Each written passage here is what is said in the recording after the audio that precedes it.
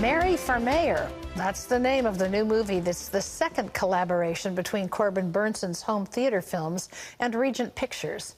Mary is a high school student, and the current mayor she's running against, he's her own father. Here's a sneak peek. They say I lack life experience. One more college I won't be going to. Read between the lines, Mom. I'm useless. Happy birthday, Princess. Thanks, Dad. You are finally 18, and you know what that means? You can vote for me. First thing I thought when I woke up this morning. Hush, have you heard the news? The building's been condemned. It's not just here. Most of Main Street is being condemned. We're losing the senior home? It's out of my hands. Dad, you're the mayor. You can do something about this. Town isn't your marriage. You can't just throw it all away because times are tough and you're done with it. You know what? I'm running for mayor. We heard your announcement. It was brilliant. How many high school seniors can say they ran an official political campaign? Well, it looks like we have ourselves a race for mayor.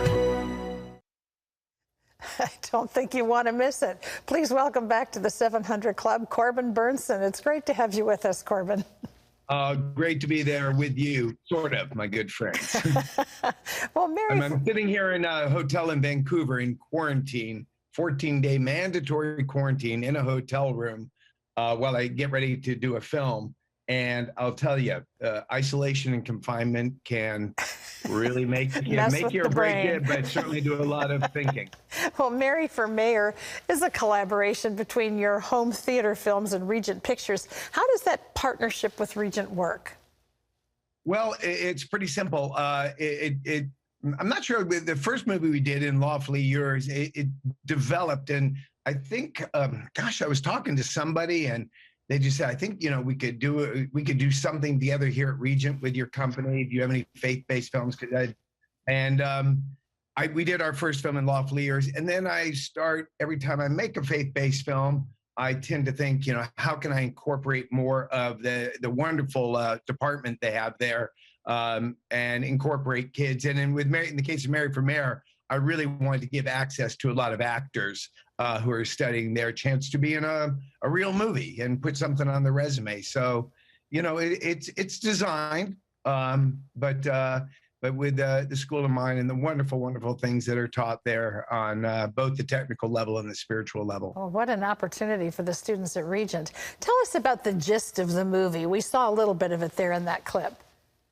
Well, the gist of it, how incredibly timely it is, I will say, just very quickly, about 3 years ago, I was making a movie. It was a little bit dark, and we had to use fake blood and all that stuff. We were shooting at nights, and I'd go back to my room and go, I've got to write something. I've got to get out of this mood that I'm in.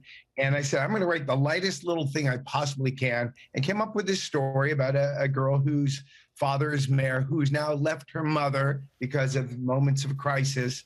And long story short, she decides instead of going off to college, she's going to run for mayor against him and ultimately reunite the family through this action. And and here we are now, so divided. I mean, I've been listening to your whole show. By the way, everything, but in isolation, your brain and your gut, let me tell you something, it does a real thing. It works both ways, by the way. Your brain affects your gut. Yes. I've listened to every part of your show here, and I'm so moved by it. It's a movie about, and I think it was a little bit ahead of its time in conception to, we have to heal. I mean, I pray every day I wake up and I have my green tea and I sit and I give gratitude for 3 incredible things in my life. And I ask God, I say, God, please, it brings me to tears. God, please heal us. Yeah. It destroys me what's happening to us as people.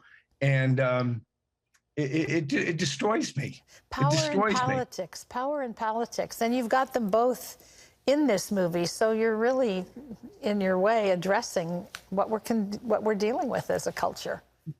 Very much so. And I'm going to relay a personal experience. I don't know if Pat is sitting there with you. I can't see anything.